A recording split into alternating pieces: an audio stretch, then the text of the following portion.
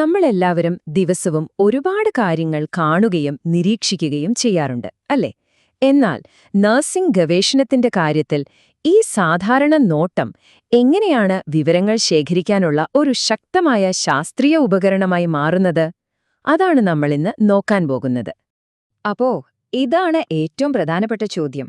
ഒരു ആശുപത്രിയിലോ ക്ലിനിക്കിലോ ഒക്കെ ശരിക്കും എന്താണ് സംഭവിക്കുന്നതെന്ന് ഒരു ഗവേഷകൻ എങ്ങനെയാണ് മനസ്സിലാക്കുന്നത്? കാരണം ആളുകൾ എന്ത് പറയുന്നു എന്നതിനേക്കാൾ പ്രധാനം അവരെന്ത് ചെയ്യുന്നു എന്ന് നേരിട്ട് കാണുന്നതാണ്. ഡാറ്റ ശേഖരിക്കാൻ സർവേകളുണ്ട്, ഇന്റർവ്യൂകളുണ്ട്, അങ്ങനെ ഒരുപാട് വഴികളുണ്ട്. പക്ഷേ നിരീക്ഷണത്തിന്റെ ഒരു പ്രത്യേകത എന്താണെന്ന് വെച്ചാൽ അത് വാക്കുകൾക്കപ്പുറത്തുള്ള പ്രവൃത്തികളെയാണ് ഫോക്കസ് ചെയ്യുന്നത്. ഗവേഷകർ ഒരു ഭാഗത്തു മാറി നിന്ന് സംഭവങ്ങൾ അതേപടി കാണുകയും രേഖപ്പെടുത്തുകയുമാണ് ചെയ്യുന്നത്. അപ്പോ ഇന്ന് നമ്മളെ എന്തൊക്കെയാണ് ചർച്ച ചെയ്യാൻ പോകുന്നതെന്ന് നോക്കാം. സാധാരണ നോട്ടത്തിൽ നിന്ന് ശാസ്ത്രീയ നിരീക്ഷണം എങ്ങനെ വ്യത്യസ്തമാകുന്നു എന്ന് നമ്മൾ ആദ്യം കാണും. പിന്നെ ഘടനാപരവും അല്ലാത്തതുമായ നിരീക്ഷണങ്ങൾ, പങ്കാളിത്തമുള്ളതും ഇല്ലാത്തതും, നിയന്ത്രിതവും അല്ലാത്തതും തമ്മിലുള്ള വ്യത്യാസങ്ങൾ നമ്മൾ ചർച്ച ചെയ്യും. അവസാനം ഏത് രീതി എപ്പോൾ തെരഞ്ഞെടുക്കണമെന്നും നോക്കും. ശരി, അപ്പോൾ നമുക്ക് ആദ്യത്തെ ഭാഗത്തേക്ക് കടക്കാം. നമ്മൾ വെറുതെ ചുറ്റും നോക്കുന്നതും ഒരു ഗവേഷകൻ കൃത്യമായൊരു ലക്ഷ്യത്തോടെ നിരീക്ഷിക്കുന്നതും തമ്മിൽ വലിയൊരു വ്യത്യാസമുണ്ട്. അതെന്താണെന്ന് നോക്കാം. ശാസ്ത്രീയ നിരീക്ഷണം എന്ന് പറഞ്ഞാൽ ഒരു ഗവേഷകൻ പഠിക്കുന്ന ആളുകളുടെ പ്രവൃത്തികളും പ്രതികരണങ്ങളുമൊക്കെ നേരിട്ട് കണ്ട് വിവരങ്ങൾ ശേഖരിക്കുന്ന ഒരു സിസ്റ്റമാറ്റിക് രീതിയാണ്. ഇവിടെ 3 വാക്കുകൾ ഓർത്തുവെക്കണം. 1, ഇത് ചിട്ടയായതാണ്. 2, നേരിട്ടുള്ളതാണ്. 3, ഇത് പെരുമാറ്റത്തെയാണ് ലക്ഷ്യം വെക്കുന്നത്. ഇവിടെ നോക്കിയാൽ ഈ വ്യത്യാസം വളരെ വ്യക്തമാകും. നമ്മുടെ സാധാരണ നോട്ടം പലപ്പോഴും യാദൃച്ഛികമാണ്. പ്രത്യേകിച്ച് ഒരു പ്ലാനൊന്നും കാണില്ല, അല്ലേ? എന്നാൽ ശാസ്ത്രീയ നിരീക്ഷണം അങ്ങനെയല്ല. അത് വളരെ സിസ്റ്റമാറ്റിക്കാണ്. എന്ത്, എവിടെ, എങ്ങനെ നിരീക്ഷിക്കണമെന്ന് കൃത്യമായ പ്ലാനുണ്ടാകും. കിട്ടുന്ന വിവരങ്ങൾ വിശ്വസനീയമാണോ എന്ന് ഉറപ്പുവരുത്തുകയും ചെയ്യും. അപ്പോൾ ഇതിന്റെ ഏറ്റവും വലിയ ഗുണം എന്താണെന്ന് വെച്ചാൽ ഇത് ഇപ്പോ നടക്കുന്ന കാര്യങ്ങളെയാണ് പിടിച്ചെടുക്കുന്നത്.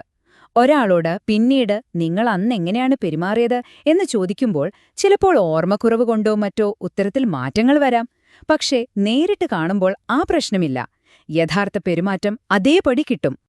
ഓക്കെ, ഇനി നമുക്ക് നിരീക്ഷണ രീതികളെ ഒന്ന് തരംതിരിച്ചു നോക്കാം. ആദ്യത്തേത് ഘടനാപരവും അല്ലാത്തതും തമ്മിലുള്ള വ്യത്യാസമാണ്.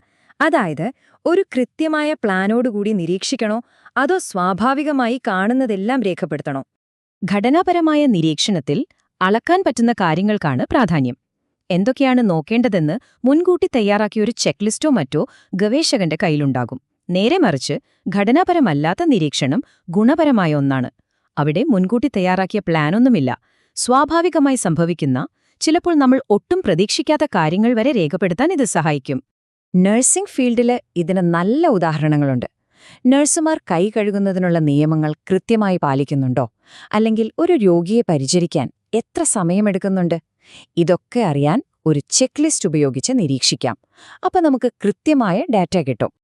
അപ്പോൾ ഇതിൽ നിന്ന് മനസ്സിലാക്കേണ്ടത് ഇതാണ്: നിങ്ങൾക്ക് കൃത്യമായ താരതമ്യം ചെയ്യാൻ പറ്റുന്ന നമ്പറുകളാണ് വേണ്ടതെങ്കിൽ ഘടനാപരമായ നിരീക്ഷണമാണ് നല്ലത്.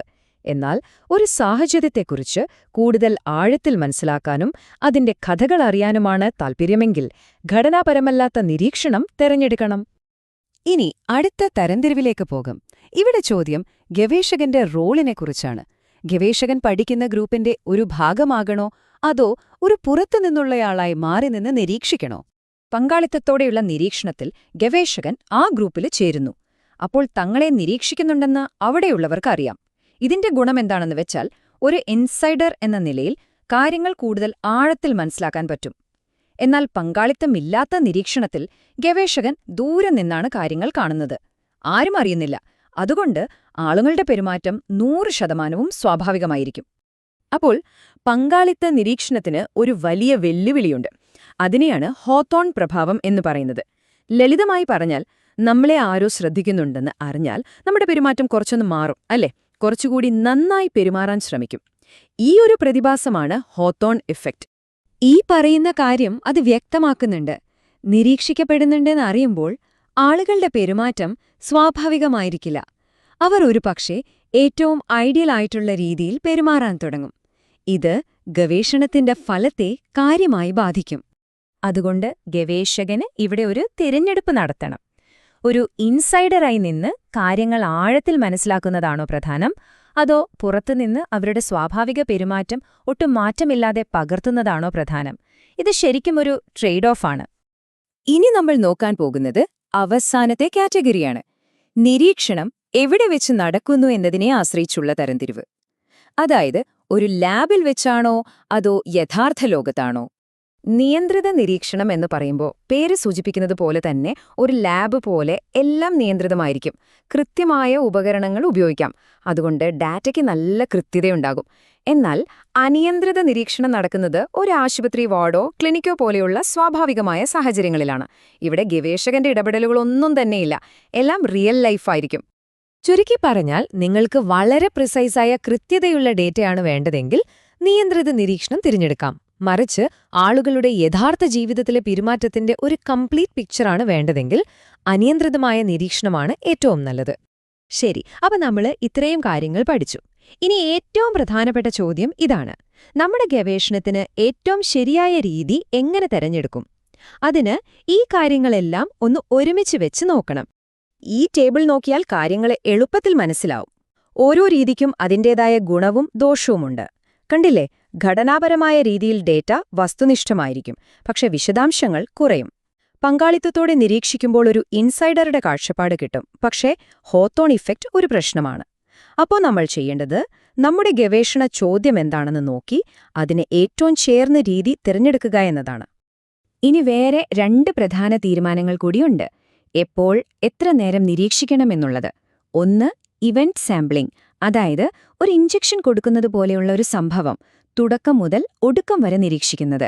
രണ്ടാമത്തേത് ടൈം സാമ്പിളിംഗ്, അതായത് രാവിലെ അരമണിക്കൂർ, വൈകുന്നേരം അരമണിക്കൂർ എന്നിങ്ങനെ നിശ്ചിത സമയങ്ങളിൽ മാത്രം നിരീക്ഷിക്കുന്നത്.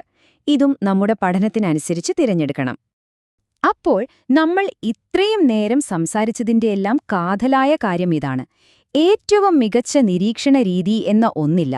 നമ്മുടെ ഗവേഷണ ചോദ്യം എന്താണോ അതിന് ഉത്തരം കണ്ടെത്താൻ ഏറ്റവും അനുയോജ്യമായ രീതി ഏതാണോ അതാണ് ഏറ്റവും മികച്ചത്. ഓരോ സാഹചര്യത്തിനും ഓരോ രീതിയാണ് ശരി. അപ്പോൾ ഞാൻ നിങ്ങളോടൊരു ചോദ്യം ചോദിച്ചുകൊണ്ട് ഇത് അവസാനിപ്പിക്കാം. ആരോഗ്യപരിപാലന രംഗത്തെ സത്യം കണ്ടെത്താനുള്ള ഈ യാത്രയിൽ ഏതാണ് കൂടുതൽ നല്ലത്? ഒരു പുറത്തുനിന്നുള്ളയാളായി കാര്യങ്ങൾ നിരീക്ഷിക്കുന്നതാണോ, അതോ ആ കൂട്ടത്തിൽ ഒരാളായി നിന്ന് കാര്യങ്ങൾ ഉള്ളിൽ നിന്ന് മനസ്സിലാക്കുന്നതാണോ? ഇതിനെക്കുറിച്ച് ഒന്ന് ചിന്തിച്ചു നോക്കൂ.